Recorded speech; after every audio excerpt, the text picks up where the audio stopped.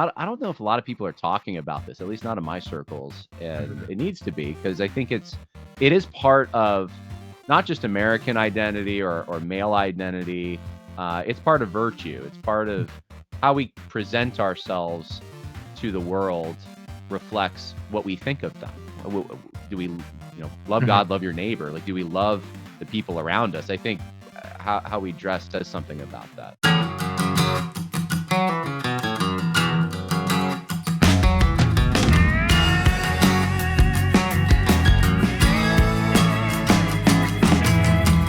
Welcome once again to the Conversations That Matter podcast. I'm your host, John Harris, and we have a guest today who's actually been on the podcast before. I think the last time we talked about Rhodesia, Mhm. but we're going to be talking about something totally different today. My guest is Will Tanner. He writes at the American Tribune, which you can go to the American Tribune.news to find out more about. He also hosts a podcast called The Old World, and we're going to be talking about style, if you can believe it. And he is decked out. Tell me about what you're wearing there, Will, so people, is it a special brand or anything? Not really. I live in the American South, so it gets so hot in the summer I can't wear what I normally like, which is for most day-to-day things, British country clothing. Courtings and Bookster are the two places that are really good for that. And it's good because it's comfortable and looks sharp if you get it to fit correctly, and also it can be used in daily life. So if you're going for a walk or whatever, it's a really good all around if you live out in the country. But in the summer, it's way too hot for that, so I just kind of wear what I can. Today, it's Brooks Brothers suit. They do pretty good tailoring in store if you go in. I've put on a little bit of muscle since I got fit for this, so it doesn't fit quite as well as I'd like. But regardless, it's Brooks Brothers does a good job with tailoring suits and just doing ones that look nice without being over the top or too expensive or anything. So Brooks Brothers, in my mind, and maybe this is a reflection of the class that I kind of come from. My parents are middle class. Like we look at Brooks Brothers as like that's high end stuff, and I guess it's not, but that's my parents would think Brooks Mhm. Brothers. Oh, and they're like, we'll go to Joseph A. Bank to get like when I was a teenager. Mhm. I get John a suit. Let's go there, that's bottom level, right? It's a mix. Now there are online ones like Suit Supply, which I wouldn't recommend, and others like that are a good bit less expensive than Joseph Bank, which I think is where I went when I was a kid just for stuff that fit, but I could outgrow.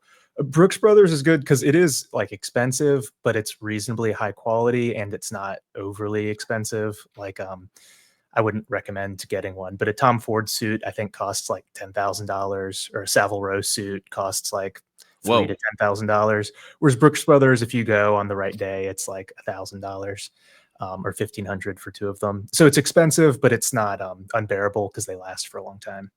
Well, there's so many directions we can take this, but I just want to explain to the audience real quick why I wanted to have you on because we actually did two podcasts on, well, actually they were Twitter Spaces, weren't they, Mhm. on Heritage America with CJ Angle, and you brought up in both podcasts, especially the second one, the importance of looking good, dressing nice, and you emphasize that, which I thought was a kind of a curious thing.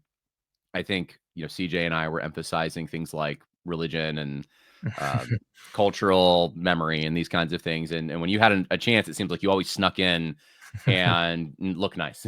So I think it's important, but I'm going to just be the first to admit I am not good at style. Maybe that's obvious to people who even watch the podcast.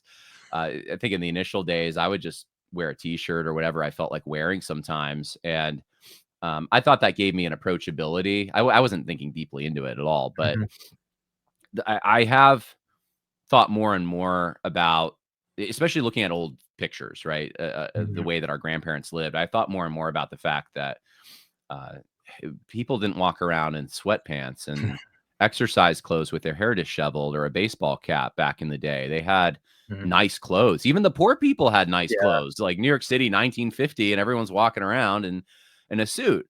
And it's like, what happened, right? You just look at that, you're like, what happened? So, obviously, there's something that hits you when you see that, and it's like you feel it. I think before you can process it, or at least I do. Like you think Mhm. it used to be better. Like old movies where the way that the women were treated, it was like reflected in the clothes that the men wore, and the ladies too. They Mhm. wore finer clothes. So maybe walk us through that, because that's the initial, I think, for a lot of people, that's the thing that jumps out, is something changed. It's not all good. What changed? Why don't we dress as formal now? Yes, this is why I talk about it and think it matters, and it's the mindset shift that's involved in how we now dress. So if you look at what you're describing, where if you look at a picture from, say, London in 1900 or New York in 1920, people are wearing different things. Like the upper class men are in morning dress, and guys kind of below them are in suits, including laborers generally. But everyone is dressed to impress, kind of. And I think that's important because it was a culture that uplifted the spirit. Like if you look at the architecture, whether it's Victorian architecture or Edwardian architecture or Gilded Age American architecture, there are certain styles that were used. Some of it was gaudy and over the top, but most of it just looked nice, and it uplifts the spirit being around it. Grand Central Station or Grand Central Terminal is a great example of that, where it's not just some utilitarian train platform. It looks quite nice, and being in it is pleasant, and it's a different spiritual thing. Same with their churches. They weren't going to churches in strip malls, which, sometimes churches like that are nice, the people there are good, but it's it's just a different thing when you go in like an old stone church that's been there for a while and is meant to uplift the spirit by looking at it. And clothing, I think, is the other way that was reflected, where when it was men in morning dress and top hats, or the men around them in suits that fit reasonably well and wore a tie, it showed that they cared, and also it's pleasing to look upon, and so it Mm. uplifts the spirit being around it. Quite in contrast to today, where if you go to an airport and there's always like the morbidly obese people in spandex where the fat's spilling out between like the bra and the shorts that Ugh. they're wearing, and it's just horrifying to be around. It feels like you're in a Lovecraft novel or something. And I think it's just a mindset change, where in the past they did emphasize formality and caring and showing respect to those you were around, as reflected in your dress and bearing, and not looking gross. Whereas today, that's all put by the wayside in the name of what you're describing, like being approachable, not being stuck up. But it's created a different thing where now a lot of people are depressed, and our culture is depressing, and being around things in public is largely depressing now. So I think it's really that mindset change. You think it's a selfishness then, in the inside? You're not thinking about what other people would like to see. You're not treating them as precious, and they're uh, th- when they look at you, you're not thinking of what they see so much as how you feel, like Yeah. what I, makes you comfortable. I think the way to put it would be, it emphasizes the baser impulses, generally lust and sloth. Mm, Where on one hand, it's people in like ratty t-shirts and sweatpants out in public, which looks bad and it's just laziness. Or it's people in like very skimpy clothes, like the yoga shorts and yoga bra that women like wearing, or yeah. just stuff like that. It's lust, and I think that reflects something other than virtue, and that we prioritize things other than virtue. Or if it's not lust, it's let's say it's at the gym or something. At least it's utilitarian, I guess, Right, right? It's right. not. So, back in the day, the day, like antebellum South, let's say, women wore these hoop skirts, and they also, and I don't know that it was healthy for you, but they had the corsets and Mhm, everything. And um, one of the things that I thought, I don't know, like that whole world, like you've watched Gone with the Wind. One of the things I thought is that, Scarlett O'Hara, the main character, she's beautiful. She is mhm, just a beautiful person, and the dress and everything complements her features. Um, Obviously, going back to what, 1938, 1939, whenever that came out.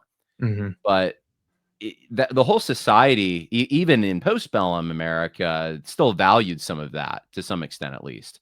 And now I think a girl, and I'm not, we're not girls, obviously, but and we'll get on the guys here in a minute. But the girls seem to be, a lot of them, thinking that they have to show, I don't know. It's like the difference between the architecture of the church and the strip mall, basically. Like they have to show uh, certain parts of their body that mhm. would induce a male to lust in order to be beautiful. It's like a confusion of beauty and those baser instincts. Um, And I don't know, there's something noble about the way people used to dress, and it's the same for men, but although men don't seem to me as maybe as focused, maybe you disagree with this, but I don't think they're as focused on the lust Yeah. aspect. But what do you think? What's the made men become slobs? I think it's just the laziness and not having to do things, and so people just don't do it when they don't have to anymore. The point you made about women is particularly interesting because if you look at the different folkways of America, really the two places where that was prevalent were Knickerbocker, New York, so coming from the Dutch, but not like Puritan Dutch, and then the antebellum Right. South, which was largely Cavalier or Celtics pretending to be Cavaliers. Regardless, it was that sort of like hierarchy focused society, but paired with like enjoying fun, being Cavaliers. That wasn't the case in Puritan New England, and it creates a different culture where it's fun loving and exciting and not really stuck up in the way we think of, but also hierarchical where you need to emphasize who you are. And so that's how you get something like how Scarlett O'Hara is presented in the movie, or how her lovers are presented in the movie, where they're the the bust is emphasized in those old antebellum dresses and the ones they're wearing Yeah, in New it's York. true. Which really infuriated the Puritans at the time, if you read about it, which is entertaining. But it's still, it's not slovenly in the way that today anything that does that is, generally gross looking. It's the dress still complements the form without revealing too much, whereas now it's purely meant to like expose the form. It's like a slight difference, but I think the lack of formality takes away the aesthetic appeal and makes it more about vice than about the spirit or about what it represents in society. But I suppose you could go the other way, and you could be you could sexualize everything in the uh, harnessing dress for modesty. You could say that so as not to create lust, women Mhm. have to be dressed in a parka almost, like they have to be so covered that it actually makes you hyper fixate on lust to think about that, because Mhm. it's like it's not natural in a way. Like I've also noticed that that's in certain, I guess, sub Christian groups that can become a hyper fixation that's not good. But Well, that's um, certainly a thing with the yeah, Muslims, like, where you see the yeah, posting online with, like, "Oh, you have to wear the burqa because it's like a candy wrapper." It's like, well, I don't want you being around the women in yeah, our culture if you're thinking them as unwrapping candy. As you said, it right. overdoes it to such a degree, whereas I think the more, like, free-flowing cavalier attitudes regarding it that are still rooted in something r close to Western tradition is a So much better way of approaching it. peak fashion for women was like 1855, or Yeah, and I think, just before the 1920s, because okay, things changed, and it was easier to do things, but it was really the 20s the when, flappers. yeah, the flappers, I think that aesthetic is gross, so I think a lot changed for the worse around then. Yeah, it's kind of androgynous a little bit. Yes, yes, it Um, is. but for the men, we're talking about the women.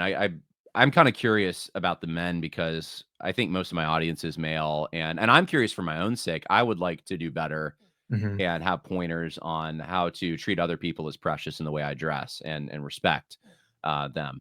So uh, maybe before we let's continue the history, and then we'll get into the practical end of it. But like, so Sounds good. historically, what do you think? If you had to put a date on it, when did Mhm. everything change? I think the period people think of as traditional Western fashion began more or less with the rise of the Tudors in England, in the end to the Middle Ages that brought, and then continued all the way until probably the World War II would be the best place to put an end to it. And so if you look at what people were wearing in that period, it really, like, the Tudors to the Stuarts and then William and Mary, that's where you saw the development of the frock coat and breeches and riding boots. I'll just talk about men because it's easier. With the tricorn hat is what you get at the beginning of the Georges. And that was kind of how fashion developed as people were going from, you know, fighting over their feudal baronies all the time to existing in a society that more or less functioned, at least in England. And also this was happening in France and Germany around the same period. And so that's where you get what becomes the mainstay of men's fashion for centuries, where it's the frock coat, which still exists as morning dress, or a tailcoat, where it's somewhat longer. The sleeves are originally had those large cuffs. Now they don't, but it's like a more formal jacket. And so that was worn as men's outerwear for the rest of the period, where first it's like the ones you think of with pirates and Pirates of the Caribbean, where it has the cuffs and the gold buttons and the fun colors. That continued until like the early 19th century in various forms. Pants were breeches, typically tucked into riding boots, or stockings and slippers for most of that period. But really, the like boot aesthetic is what stuck. And then a shirt was worn under it with a waistcoat, which is essentially a vest you wear under a jacket. And so that's how things developed for a long period.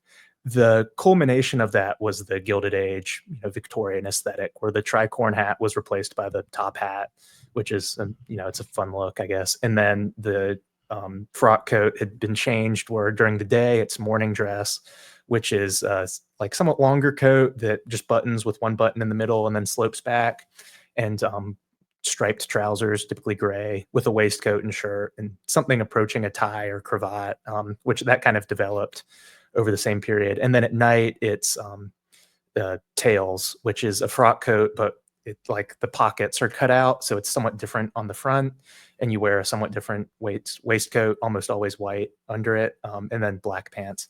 And so that's to where things had developed by the time that like World War I happened, where that was the height of men's fashion. Meanwhile, that was really just for the upper class, because it's very impractical to wear around. It's somewhat different than like a coat and riding boots. It got more formal. For everyone else, that's where the suit developed, where it's typically a matching coat and trousers. In England, really, it was coarser fabrics than the one we think of. In Italy, that's where you get like the Italian fabric that has that shininess to it. But regardless, it's a coat with pockets, a couple buttons. Originally, they had them all buttoned up. Now we just do the one button in the middle, and trousers that match. And you can wear shoes or boots with it. And so it's a little bit more practical.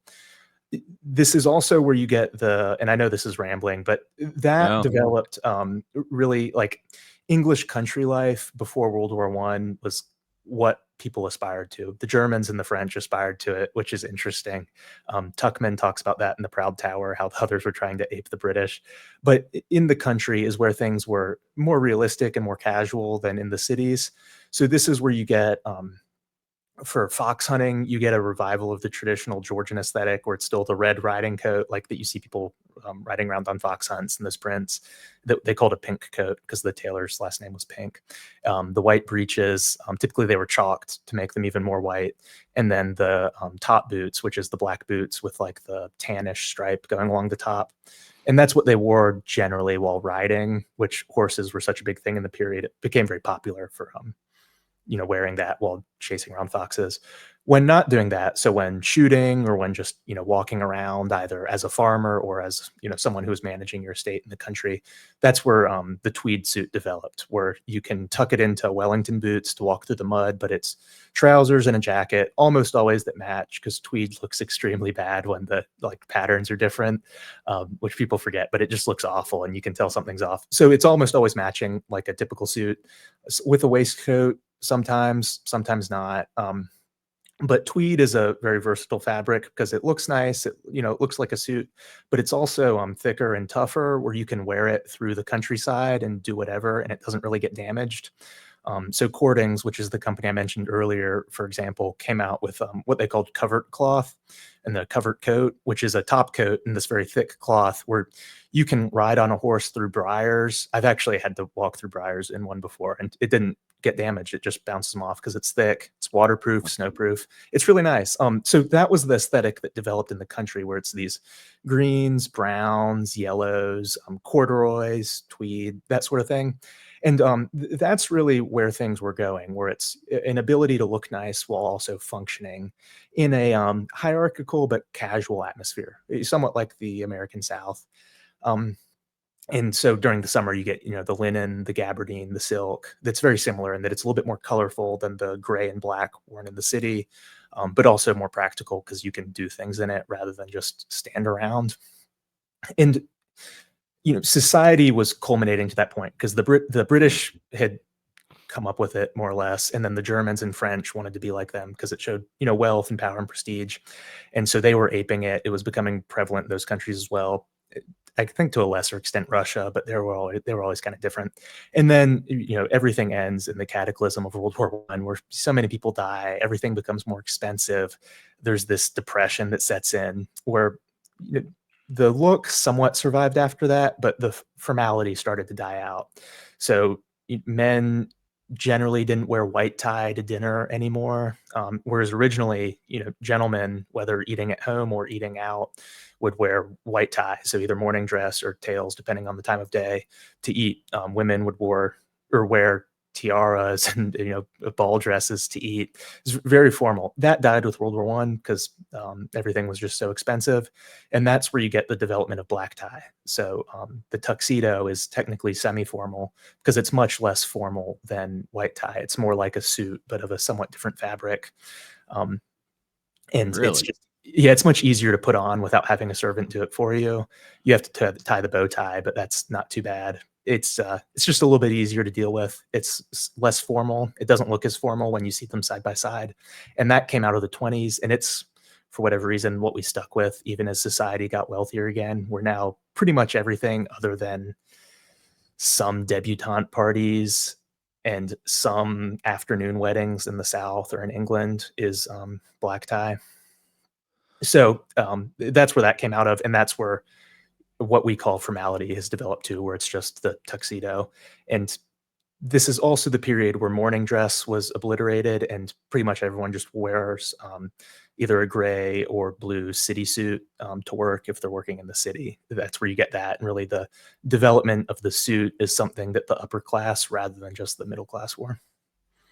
That is fascinating, and I'm very impressed, Will. You're able to describe all that without pictures, and I think our audio listeners are gonna track with what you're saying there. Now, there's actually this kind of high-end resort not far from me, and I got a brother-in-law who works there, and I've been up there, and it's funny. Now I'll go up there and I'll see people in really expensive clothing, but it's casual clothing. It's Mm-hmm. sometimes, it's like workout clothing and stuff, but it's name brand and stuff, and Yeah. that's kind of where we're at now, that's such a departure from even everything you just talked about, Hmm. which I think does reflect a degradation, some kind of a going downhill Yeah. socially. What's the purpose of the tie? Just out of curiosity, take a little side tour here because it just seems like an extraneous thing. Yeah. I made myself put one on for this because we're going to be talking about it. Generally, I hate the tie, but so there are a couple things that you notice if you try and dress like this in the cold, which most of Western Europe is generally cold for at least most of the year. So it kind of makes sense. One is that if you leave a shirt unbuttoned, you get much colder. Particularly if it's just the top button, even the wind cuts in deeper, even if you're wearing an overcoat. It's just not as comfortable. So keeping it buttoned up, and you can think about this in terms of they're on horseback when this is happening. So they don't want a bunch of crap flying around. They want the top covered, their neck covered, so they don't get as cold, and everything stays together, but without having some scarf that's choking them as it trails in the wind. And so that first developed is the cravat, kind of. I think that's what they called it at the time, and we still have them, although they're somewhat different now. And it was something that the Magyar horsemen that were attacking Western Europe, so the Hungarians, wore, and the French developed it from there. And if you look at, say, the founding fathers, since we just have the most pictures of them, it's that white thing that's wrapped around the neck, where it looks difficult to tie. It's somewhat overwrought, but it's on the neck, covers the neck, and so that was, from what I gather, supposed to just, it had like something of a practical purpose in terms of cutting out the wind, I guess. It then Like a developed scarf almost. kind of, and I could be wrong on this, but that's my impression at least of kind of why people kept it, Oh. is you need to stay buttoned together in the cold of Europe, particularly when you're on horseback. And the cravat was a good way to start that. It then developed because it's like an impractical thing, where if you're thinking of all this stuff wrapped around your neck, who wants to do that, particularly if you don't have servants? So then it went two ways. One is the modern cravat that we have, which is essentially just like a bandana that you tie around your neck, but it's silk and looks nice. The other is the modern tie, which kind of developed out of variations of it, which ties in a knot like this, or there are different variations of the knot, and it keeps the collar together. It looks nice because if you see someone with like a collar that's buttoned without a tie, it just looks kind of odd, at least generally. Like if the collar goes all the way up and it's buttoned Right. without a tie, it's Well, it kind of makes odd. sense why in the South bow ties are popular Yes. because you can still it's not quite as, I guess, insulating. And then in Right. the Southwest, bolo ties, right, Right. are Right. somewhat popular, and that's also less insulating. Right. So I hadn't really thought of that, but yeah, that's probably true. Now, one of the things that a lot of guys, I think, in our generation grew up with is if you know anything about style, care about style, want to look nice, we playground kids associate that with homosexuality. Okay. Yeah. I don't know where that started or how that started or why. I mean, I understand someone who's vain and really into themselves and Hmm. their looks. Like their vanity is actually a vice. Like that's not Yeah. actually good. Maybe you can make that separation for us and then talk about why men who are married and have children Yeah. should care about what they look, and Mhm. maybe then we could go into specific styles and kind of what matches and that kind of thing. Yeah, so there's a story here that I think is on point, and it comes from the Middle Ages in the court of Charlemagne, where I think this was after he built his capital at Aachen. A bunch of his nobles had traveled to the Byzantine East to see what they were up to, try and learn some things about governance. While they were there, they got really into the semi-Oriental Byzantine culture with all the silks and the gaudy crap that they were wearing at the time. And so they came back to Charlemagne's court, and they were wearing the men were wearing all these silk ribbons and ridiculous appendages. And Charlemagne got annoyed. So it was raining outside. Everything's muddy. It's in the winter. He goes, "Okay, great. We're going hunting." So he made them all go hunting with him in the rain, chasing stags through the briars. And their clothes just got shredded, whereas whatever he was wearing was fine because it was appropriate for the environment. So they get back to court, and he says, "Okay, don't wear this ever again. You're men. You're supposed to act like it. You should dress as you ought, which is befitting your station, but also not just extraneous stuff that's pointless and makes you look like a woman." So they learned their lesson, and that's kind of how European men's fashion developed. Where there are reasons to wear colors, whether it's camouflage or unit symbols in the military, but really European fashion trended towards the drabber colors, black and gray in the city, and then green and the like tan and the like in the country, where in the clothes developed alongside that too, where it's practical for the environment because it's generally cold in Europe and you want to be protected from the sun as well. So you need to protect yourself from the environments, and also be able to layer, which is where the coat, the vest, all that is actually very useful and practical. But also, there's not all this like extraneous stuff that we think of. Like, for example, gentlemen traditionally never wore rings and didn't wear wristwatches because it's jewelry and you shouldn't wear jewelry.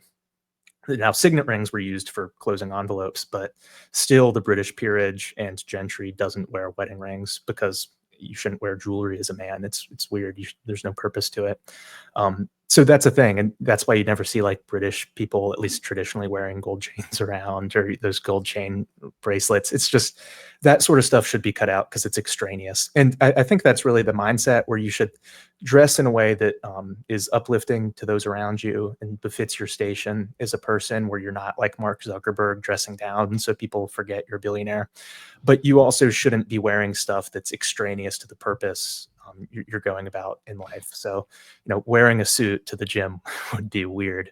That doesn't mean you need to wear like a Speedo at the gym. You should still cover up, but there are variations to it. So I think that is the origin of why European men dressed as they did, where it's very practical for country living and to a somewhat lesser extent for city living, and is meant to handle the environment around you while also looking nice, but Mhm. without being too much.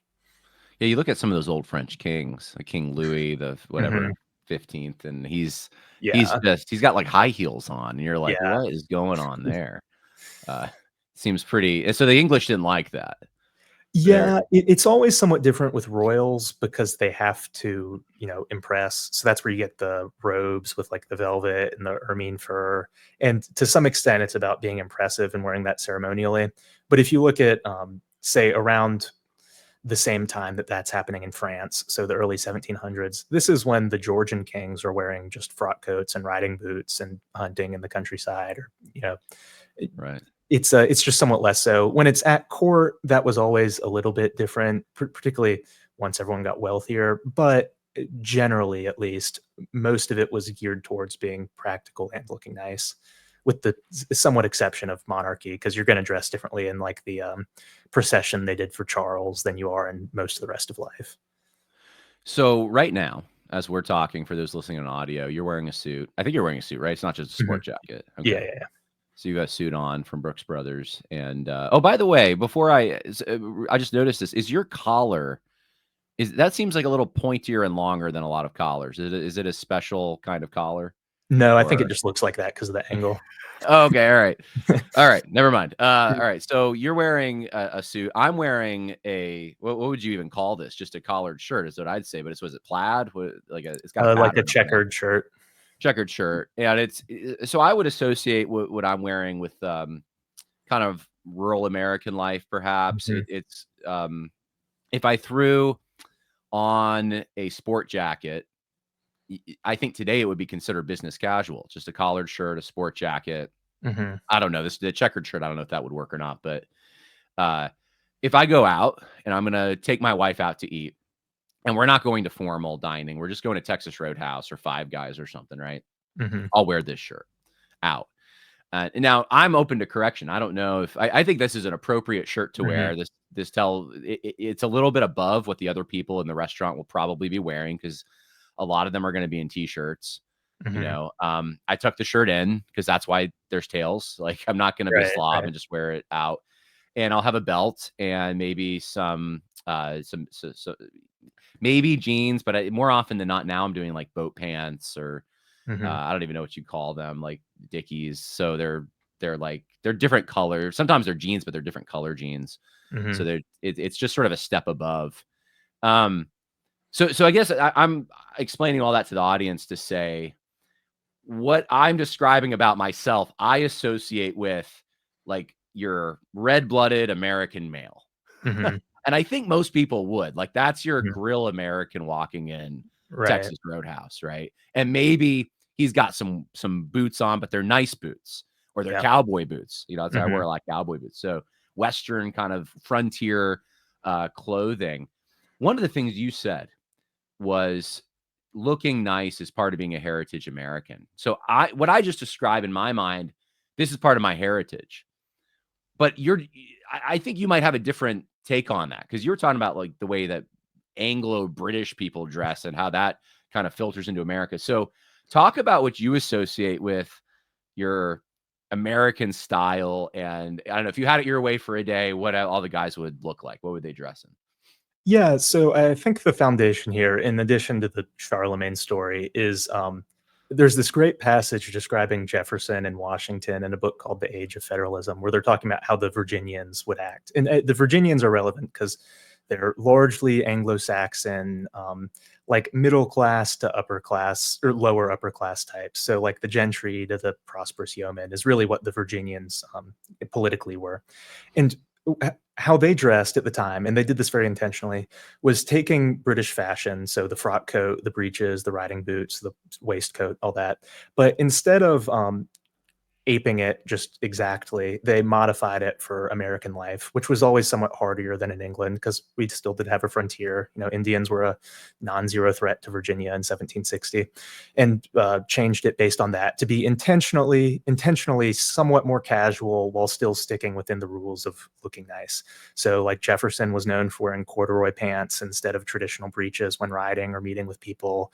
The waistcoats would be of American wool instead of silk, or something like that, where it was just intentionally a little bit more casual and more meant for the environment, which I think is relevant in America, because you would look insane if you wore black tie to Five Guys at 6:15. Probably. There's that. Yeah, anyway, but so So I think that's like a good general framework for thinking about, well, I don't want to look like an ass and make a fool of myself, but I also would like to look nice. And so there are a few basic things. One is most people wear golf shirts in place of a polo shirt when they're trying to wear something short sleeves, which looks ridiculous because a golf shirt is meant for being able to swing around. Like if you think of the golf motion, you're moving your body a lot. So it has much longer tails than an actual shirt. So if you leave it untucked, it looks kind of like a dress because it comes down to like mid thigh, if not lower, because it has to be if you're tucking it in to play golf, as you traditionally do. So it looks weird. Whereas a polo shirt, which Ralph Lauren makes these, Brooks Brothers makes these, is meant to originally it was for polo, but now people don't wear them for polo much anymore. But regardless, it's meant for being tucked in without like moving your body around a ton in that way. So it's not as long. It fits the body a little bit more closely, particularly if you're muscular.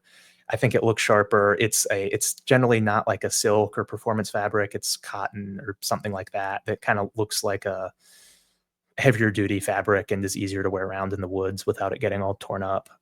So I would say first, think about the purpose of what you're wearing. And if you're just trying to, do something where you're wearing a collar and looking nice, and it's hot out where you don't want to wear long sleeves, a polo shirt is the way to do it because it's meant more for that purpose in the way that a golf shirt is meant for an active, just in different purpose. And so when you're going out to dinner or something, you should wear something like that. I think The I've second, broken that rule. I have a bunch until someone pointed it out. And I was like, you notice it if you look in the mirror Oh, afterwards. now you've ruined me. I have to now. I don't even play golf. What am I doing? Okay. But so that's one thing. The second would be for pants, what you're describing. What are they called? Chinos are generally the best way to look a little bit nicer while having the durability of jeans. Like Jocko Willink's Origin makes some great ones. They're made of cotton, really like jeans. It's a little bit both nicer looking and about as durable, and it's generally in khaki rather than blue. I And think that's what I wear. Yeah. yeah, okay. So I think that's great for men's just, wearing around pants, whether you're going on a walk or going out to dinner. If it's not too hot where wearing that is just unbearable, then I think generally that's the way to do it. For footwear, if you're not walking a bunch, so generally I think you don't wear tennis shoes if you're doing something other than, going for a jog or walk or playing tennis, um, which then it makes sense. But, if you're going out to dinner or going to a cocktail party or going out to the bar with people, if you're not going to be walking around a bunch, I think loafers look great. They're not super expensive. Generally it's like $200 to $300 for a nice pair of leather loafers, penny loafers, particularly not the lace up ones. If you're doing something where you think you're going to be walking more, the best compromise is cap toe boots, which look like a cap toe shoe but come up to like mid calf and lace up, where they look really sharp in most situations, and they're really easy and comfortable to walk around in. There's a bunch of companies that make those. Alden is probably the best American one, and Crockett and Jones the best English one, depending on what you like. But regardless, so like a polo shirt with a belt that is of a leather that matches the shoes you're wearing, because you don't want to mix leathers. It looks weird and it's stylistically wrong. And then like khaki colored chino pants, I think is generally the way to do things. Just as like like the situations you're describing. I think that's Right. the right uniform for that. And you can always toss a blazer on it if appropriate, because a blazer and the polo, particularly in the summer, look fine. And technically, again, it's against the rules of fashion, but it looks reasonably good. And so I think it's Yeah. fine. I'm wondering if the cultural leaders change, and could you just kind of spark my mind? Because there's these guys, obviously you've seen people, and I think certain minority communities tend to be more this way, but they'll bring out the Air Jordans or something, and they're like, "This is the Yeah. formal event. Look at my sneakers," and I'm like, I've always thought that was kind of silly, Yeah. but it just dawned on me. They're admiring sports stars, though. They're admiring basketball players. And maybe as our as the tech giants have become the new kind of rich class, and I mean, I can't think of one that actually dresses formally. Like one of the most formal ones is the CEO of Amazon. I'm trying to remember his name now. And Bezos. he's not even formal. What's his name? Is it Jeff Bezos? Yeah, Bezos. Yeah. Bezos will have a sport jacket on, but like Mhm. Elon Musk doesn't generally have one. The CEO of Facebook doesn't.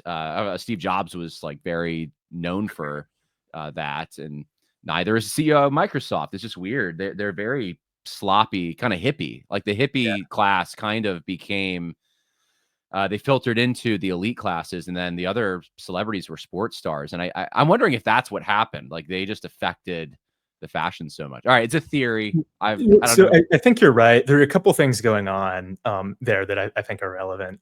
One is that, as you pointed out, it's just a different type of person who's in the public eye a lot, which isn't great. And that, like, Elon probably has some variation of like autism or Asperger's. Not that he's not a good, like, he can function well, but he's a little bit off. Same with Zuckerberg, same with Steve Jobs, where it's hard to get those people and be like, no, you need to wear a suit, because none of them have ever done that or ever will Well, do he's that. done like the t-shirt with printing tucked into Yeah, like a black jeans with a sport jacket yeah, and a huge belt buckle and then a hat. And I'm like, yeah.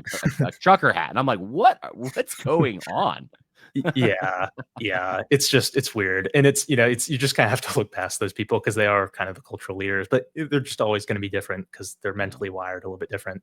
I think the other big thing is the resistance to the outfit of the managerial class, because that group is just despised by like everyone and has been for a while. And really, ever since World War II brought an end to morning dress and the suit replaced it, their outfit has been an Italian suit with like a Brooks Brothers calls it the Madison cut. So like a French cuff shirt with like the collar that flips down with no buttons and a silk tie is what they've worn for everything. It's what the DC lobbyists wear. It's what most of our congressmen wear. It's what like the HR person, if it's a male in your office, wears, or the C-suite guy.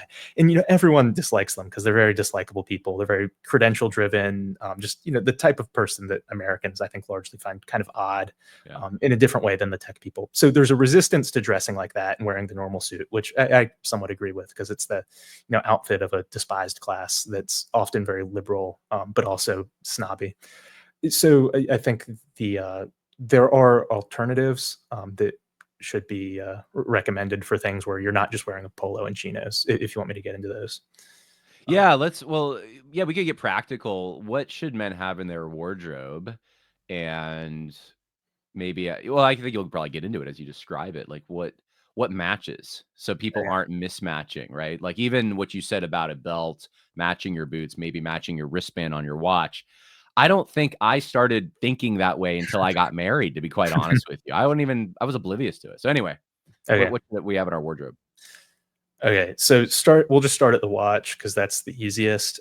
If you want to buy a nice watch, which many guys like doing that at some point, to think about, you don't want it looking like jewelry because that looks weird. Like you'll look like a rapper if it has a bunch of diamonds on it and crap like that. The You just like one with a leather strap, and particularly a brown leather strap and a gold bezel for the day is nice. It looks good. It matches with most belts and shoes you'll be wearing during the day. I'd recommend something like that. I think it looks good. There are a bunch of vintage ones that looks nice enough and aren't overly expensive. And so that reminds me, I'll just bring it up now. If you're wearing anything that's semi-formal or formal, it's very much a faux pas to wear a watch. So if you're going to like a black tie wedding or a debutante ball or black tie like charity dinner, or whatever the situation is where you're wearing a tuxedo, you shouldn't wear a watch, because traditionally the thought was at such an event a gentleman doesn't care about the time because you're there to have fun and revel with your compatriots. So you shouldn't wear a watch, and that's just like a traditional rule, which a lot of people forget now, but it's like a thing so you shouldn't do that. The next part is, so thinking about the seasons, the most versatile shirt is the polo I mentioned earlier, like white, blue, some of the fun colors. Have a couple of those in your wardrobe. You can wear them a lot as long as you just hang dry them. They last forever. So stuff like that is great. Same with chinos, just like a couple pairs of khaki chinos that fit you well, meaning they don't come down too long and rumple up over your shoes, and they're not like too tight or too loose in the waist. Not overly expensive. They last forever, and they're useful in those situations. So go with that. If you play like golf and stuff, the shirts and shorts are more specific from there. So do whatever works best for that. So I'll just move on. Next is for somewhat more formal situations. I think the best thing are just khaki colored wool pants that you have tailored to be the right length and make sure are the right size. It'll probably set you back like $150 a pair if you get them tailored in the store. Maybe a little bit less if you take them to the Vietnamese lady that does tailoring and wherever you are. Either way, it's fine. They'll look nice. A cuff looks better than not having a cuff just because it fits better over the shoe. Whereas when it's just like a straight line, um, I think it looks kind of odd, and there's less wiggle room with it, in my opinion. Um, for wearing those, just the traditional khaki color is best. I like white ones, blue ones, red ones sound fun at first, but then you realize they match with very little and often are of a lower quality because most people don't wear them. So just like some look for like English drill cloth trousers and wear those. Get a couple pairs. They look good.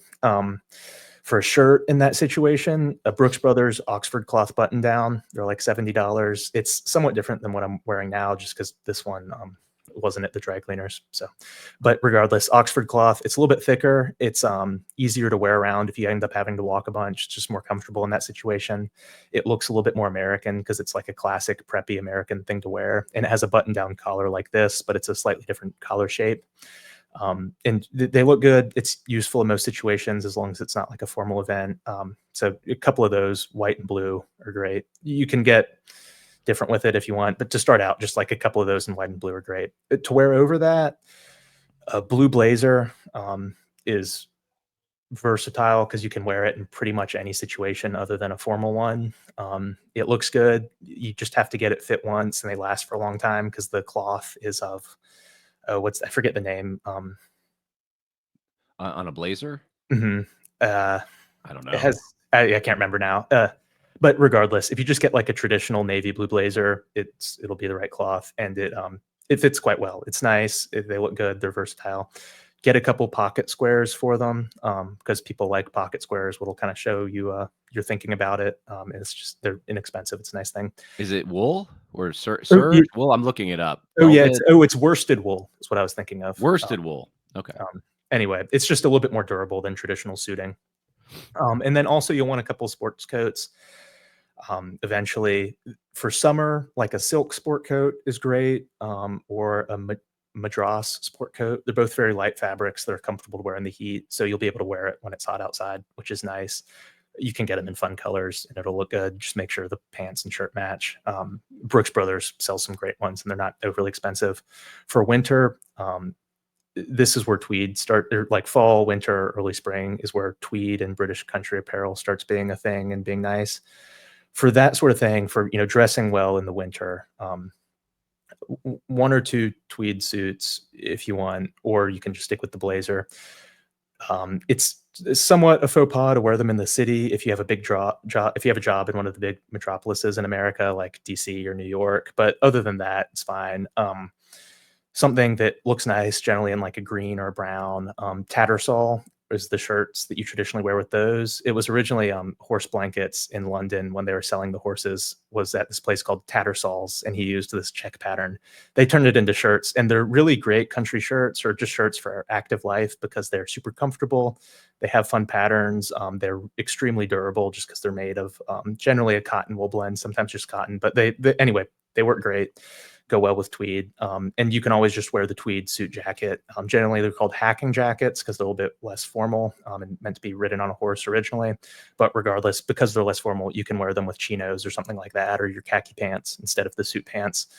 And just generally for ties, thinking about that, I prefer what these are, which is a woven wool tie. It's somewhat less formal than a silk one. They're a little bit less expensive, but more importantly, they're not something like the managerial types like. So it's just a little bit different, and I think looks a little bit nicer. Cordings is a place I go to get that. Then what else? So for winter, typically you'll need to wear a coat over your sport coat if you live anywhere that gets even remotely cold. So like I live in Virginia, it's too cold here to just wear a tweed jacket in the winter. So you have to wear a top coat. The best things for that, one would be just a traditional navy or black top coat from anywhere reputable. Macy's, J.C. Penney. There are much nicer ones where it's something where you can spend as much as you want to, but just go make sure it fits well and it gets tailored and it'll be good. For more casual life, and this one, it really is useful because you can wear it during the winter when you're on a walk or something, and it's much better than a synthetic coat. It's a Cordings covered coat. It's made of a thick tweed that's waterproof, briar-proof, but it also breathes better than anything synthetic because it's wool. So you can button up and it'll be perfect for most fall and winter situations where it's cold out and you don't need to wear a jacket under it because it's kind of meant to be a little bit more casual, but you can wear it over a jacket if you'd like. And it's a little bit expensive, but they last for at least your lifetime, maybe your kid's lifetime too. So it's worth getting, and they're very comfortable. The other thing for winter is often you're not going to want to wear a jacket for whatever reason. Things are a little bit too casual, where you'd look weird if you showed up in a suit. So you don't want to do that. There, instead of getting one of those puffy vests or one of the ridiculous North Face ones that the consultants love because they come with like the Bain Capital logo on them. Instead of getting that, there's a company called Schofel that makes what they call a gillet, which is essentially a zip-up vest, but made for active life. And it looks a little bit different. It goes really well with like khaki pants and a Tattersall shirt. And they're not overly expensive, but something like that, it looks fabulous. People like it. It looks a little bit different than the vests the consultants wear. And I'd recommend that. So then for belts and shoes, for belts, like let me think.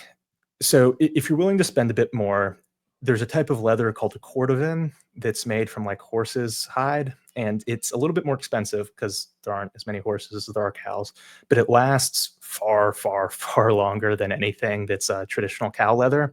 And it also doesn't get scuffed up much. So you don't really need to polish it very often. You don't really need to get it reworked at all. It'll just last for forever and look nice the whole time. So I'd recommend a pair of Alden cordovan penny loafers, which they're a little bit expensive, but like I've had my pair for maybe 15 years ish, and maybe 12, but like I haven't even needed to get the soles redone or shine them much in that period. So they last forever. And they're Brooks Brothers or whomever makes matching belts. Or so a pair of number 8 cordovan or similar, like darkish brown loafers, cap toe boots, and the belt that matches is great for daytime. And then if you ever need something more formal, a pair of black cap toe shoes and a matching belt. That's really all you need. It'll be a little bit expensive, but they last for forever and you can just get it once as long as it fits. So I'd recommend that. And then Smathers and Branson makes the needlepoint belts that look fun. You can get those if you want. They go well with brown leather shoes. Yeah, well, I'm about like 20 grand in the hole right now. I only have like of everything you mentioned. I think I have maybe like 3 of those items. So, I don't know if you kind of maybe you did sort of mention the kinds of suits and the kinds of blazers and stuff. How many sport coats should a guy have? How many suits? So one thing you have to think of is if it's a super distinctive jacket, you can't wear it that often because people will notice that you're wearing like the jacket with the weird red window panes all the time and just find it odd that you're wearing something that's kind of like eccentric really frequently. So for like normal business suits, if you have a job where you need to wear a business suit, one like I'm wearing that's just gray in like a houndstooth fabric or something kind of similarly informal and a little bit more durable. You can just get one in gray and wear it as you need to. Same with a blazer. You can just get one blue blazer and wear it as you need to. Probably just single-breasted instead of double-breasted because the double-breasted ones are a little bit more formal and like an eccentric British thing, which they look good, but you don't need it.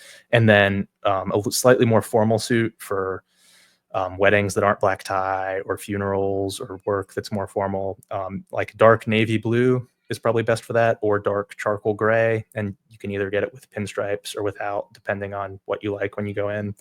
If you go to Brooks Brothers in the summers, you can get both the gray suit and the blue suit for like $1,500, which is expensive, but they last for a long time and they tailor it for you, which is nice. So those two. And then for like sport coats for dinners and stuff, I would get like, unless you just really want to splurge, I would get like 2 or 3 kind of fun sport coats to wear. So like I have a gold silk one that I like and a green madras one that I like.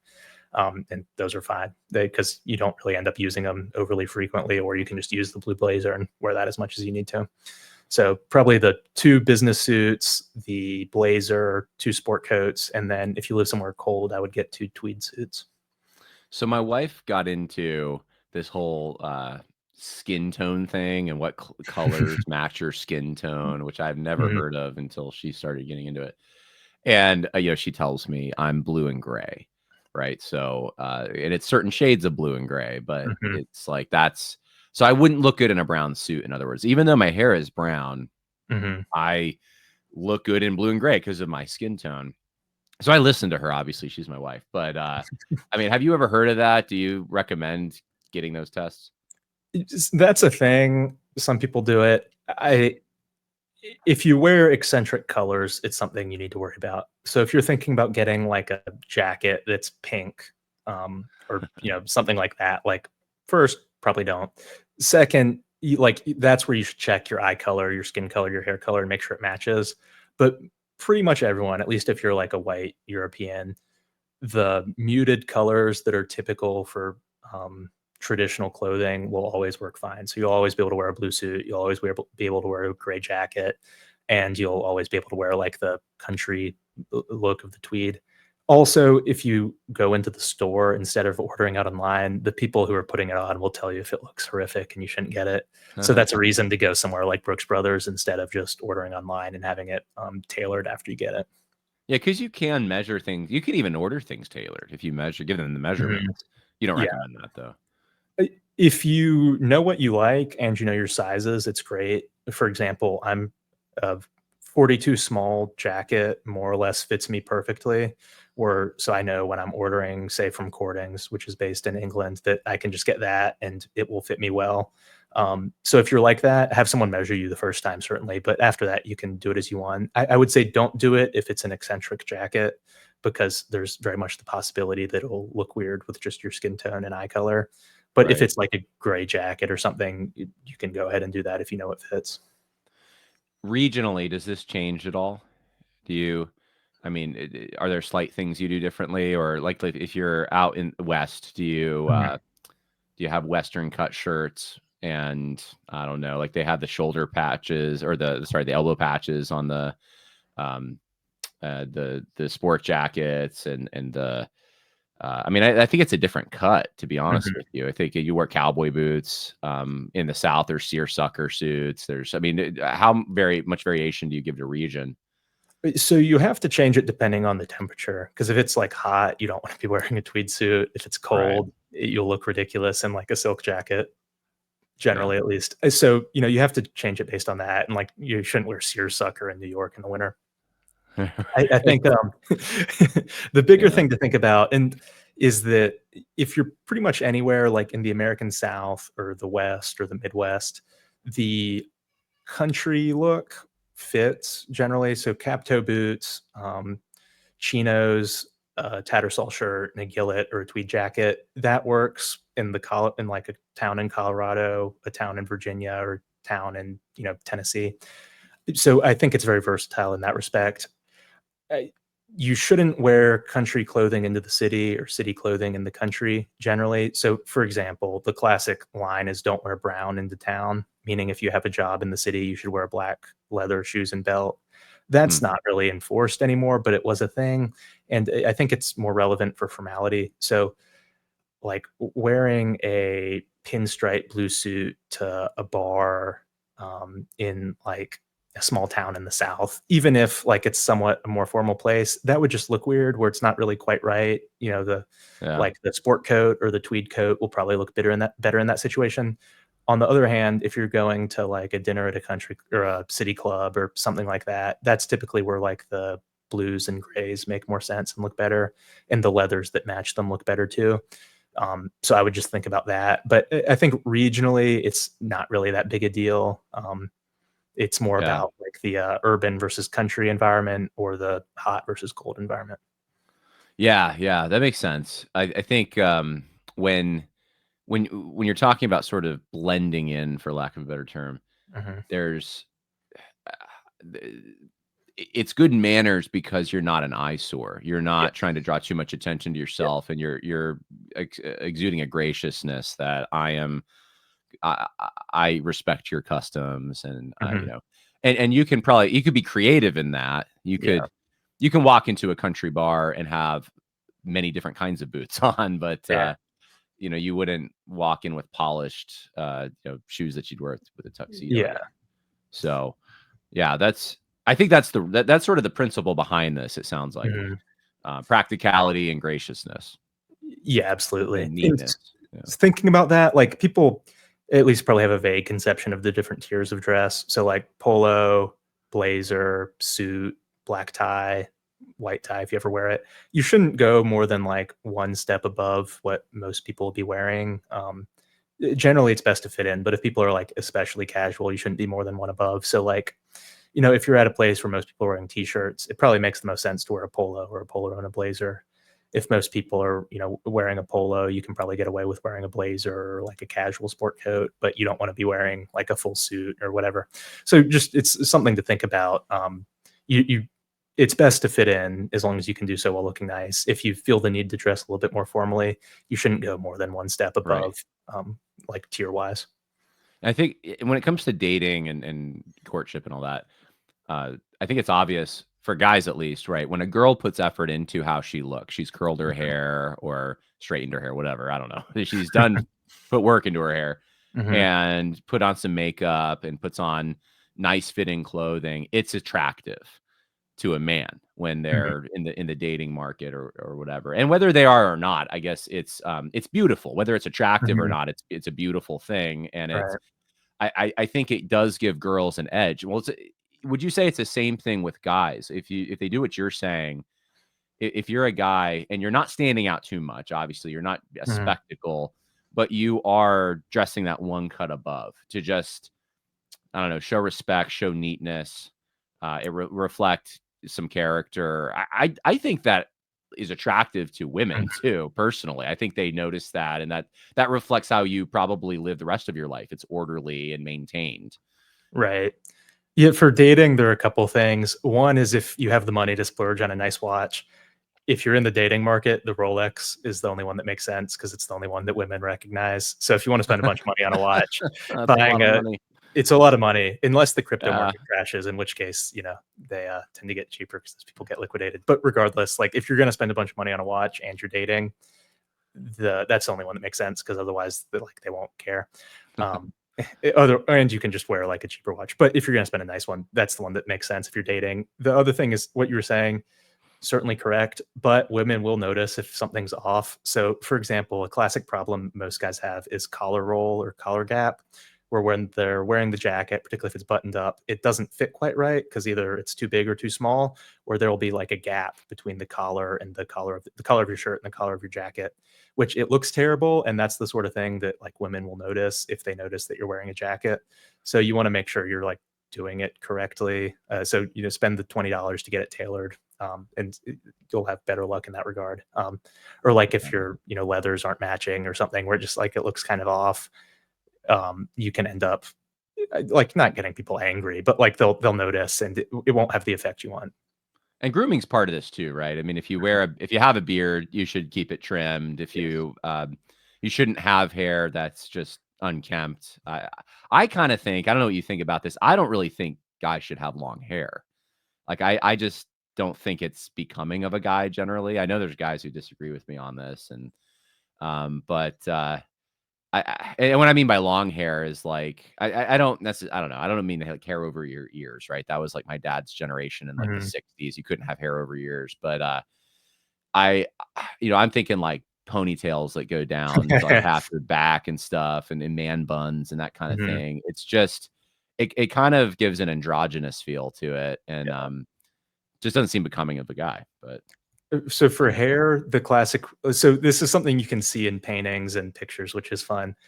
If you ever see the different color stripe on people's collars back in the day, typically it was velvet, and like if it's like a tan or red jacket, it'll be green, or if it's like a blue jacket, it'll be black, something like that. That was a velvet thing they had sewn onto the collar because their hair was longer and they didn't bathe as much, so it was greasy, and so their hair would rub against that part of the jacket, and they didn't want to ruin the whole jacket, so you can just take the velvet strips on and off as they get dirty, and it's no problem. It works fine. So that's why like the classic fox hunting Interesting. jacket has the bottle green thing on the like this part of the jacket. So I think the rule is, in addition to just looking well groomed generally, you can have hair that's that long, like coming down in the back where it kind of brushes up against that part of the jacket.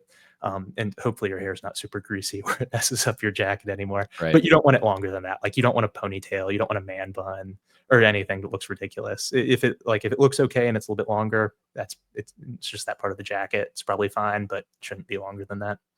What about hats? Hats used to be universal. People don't wear them anymore unless it's a ball cap. Yeah, you'll look like a loon if you wear a top hat around. You'll look like a creep if you wear a fedora. Cowboy hat. It's so true.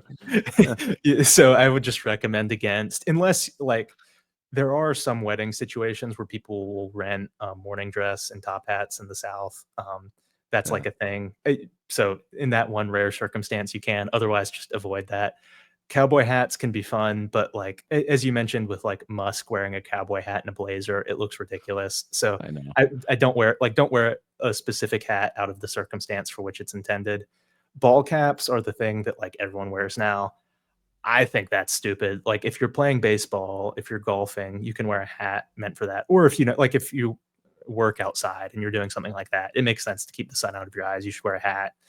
But if you're like going on a date or going out with your wife, you shouldn't wear a hat inside, and you just probably shouldn't wear a ball cap unless you're in a situation where that's appropriate because it's baseball or it's a sporting event or something. The only situation where a hat different than that, it can be relevant, is like a straw planter's hat. If you're somewhere at the where it's really hot, typically like the beach or somewhere where you want to keep the sun out of your eyes, but it's a little bit more formal. Like if you're wearing seersucker, you can get away with a planter hat, but you don't need it. You can look ridiculous if you wear it out of context. So I would generally shy away from hats unless you're fishing or whatever. Well, the thing that it's always bothered me is in church when I see guys who come in, and it's ignorance, I think, but they'll wear a hat in church, and it's like that's such a basic, out of respect. Was it a church, a court building, a government building? I don't know. There's like a few places you're never supposed to wear a hat, but generally indoors, right? In general, you should indoors generally. But it's especially egregious, when you're in it's like a sacred place, more or less. So, yeah. Well, these are good rules or tips. They're not really rules. They're just good tips for guys. And I've learned a lot actually, because this is not my wheelhouse at all. I've violated so many of the things you're talking about, and or just laziness, right? I've gotten up and I'm like, I don't want to comb my hair. I'm going to put on a ball cap. And it's like, I'm not even outside. So I don't know. I don't do that as much anymore, but I think, no, that's good. Any other things that you want to share that you think would be helpful for people, for men who are trying to step it up? Yeah. So one thing is make sure whatever you're wearing is clean. Yes. Like, because you'll see someone who, it's not like a laziness thing. They just didn't notice, but like there's a bunch of mud caked onto their boots and they're like walking around. So like, knock it off. Or if you spill coffee on your jacket or shirt, just take it to the dry cleaner and pay them the $20 to get it out, because a coffee stain looks terrible. When you buy a jacket, the sleeves in the back vent or vents, I would recommend, I forgot to mention this. When you're getting a jacket, currently double vents are like in vogue, which is where it has the two like openings in the back with the center fold. That's only temporarily unfold, and it looks kind of weird, particularly if like the jacket isn't perfectly fit. Just get a single vent jacket. It's a somewhat older look, but it'll be back in style soon, and it always looks good. Whereas out of place, a double vent looks terrible. Regardless, when you get your jacket, whether it's single vent or double vent, it comes stitched up. There'll be a little X stitching over the vents. People don't know that, and so they don't take them out. You should take it out because people notice, because it's a different color thread. It looks weird. Those aren't for aesthetics. You should take it out so the vents function as a vent. Similarly, on the sleeve, there will be a little like tag with, it'll say like Brooks Brothers or whatever. That's just there for them having it in the store. Once you get the jacket, you take that off so it's not there, because that's the sort of thing people will notice. The last thing is like, in addition to making sure your jackets and shirts fit and all that and like don't look ridiculous, I think often people don't want to like put in the effort just because it does take more time in the morning when you have to put on a suit and tie the tie and like do all the stuff. But like if you're it came up in the context of our podcast that we were doing, or this Twitter space, because when you're networking with people who notice, and most people who have money or power or resources do notice these things because they were kind of trained to, they appreciate you putting in the effort. Like, even if your jacket's a little bit off or whatever, like they'll appreciate you having put in the effort. And also the people around you in day-to-day life, even if they don't dress that way out of laziness generally, will generally appreciate you putting in the effort. It doesn't mean be like materialistic about it. This is where like the Gucci t-shirt and all that retarded stuff just is no good. So you don't want to be like that. But if you put in the effort to look nice, I think it does help in daily life with people liking you more. Not like in a shallow way, but just when they know that you put in the effort to not look slovenly around them. I think people do like that, and they'll take you a little bit more seriously. So I think it is worth it when you leave the house. And one last thing that I need to be better at, but I thought about it lately, is for the people you love the most. Mhm. Sometimes we dress the worst around them because we know they have to accept us no matter what, and especially husbands and wives. And obviously, if you're sleeping in the same bed and stuff, you're not, you're not always gonna be. You don't have a suit on, but I do think it says something when one of the first things you do in the morning is you get dressed, Mhm. and you don't walk around in your underpants or your pajamas till 2 in the afternoon, or Right. maybe some people, it's like their day off. They'll do it all day. Well, I mean, it kind of says like I dress up to go out, Mhm. um, and because those people I care about. But and I don't want to be legalistic about this, but like, just try to look good for your spouse, I guess is what I'm trying to say. And Mhm. without getting into detail, you may be rewarded for that. So I will leave it there. But no, I really appreciate this, Will. I think this is helpful stuff. Not, I don't know if a lot of people are talking about this, at least not in my circles, and Mhm. it needs to be, because I think it is part of not just American identity or male identity. It's part of virtue. It's part of how we present ourselves to the world, reflects what we think of them. Do we, love Mhm. God, love your neighbor? Like, do we love the people around us? I think how we dress says something about that. So Definitely. And, I appreciate it. if you need an ideological reason, a lot of Western American decline came alongside increasing casualness. Hmm. So if you want to push back against that, be the change you want to see in the world, dressing nice in a way that's not just bending to the managerial elite is a very easy and good way to do it, I think. So, be the Sounds change you want good. to be. All right. The American Tribune.news Mhm. and the Old World podcast. You can go find Will Tanner there. And if you want to know anything about Rhodesia, I think Will Tanner is probably the leading expert in the world right now, and South Africa. So anyway, thank you, Will. Yeah, Appreciate thank it. you for having me on.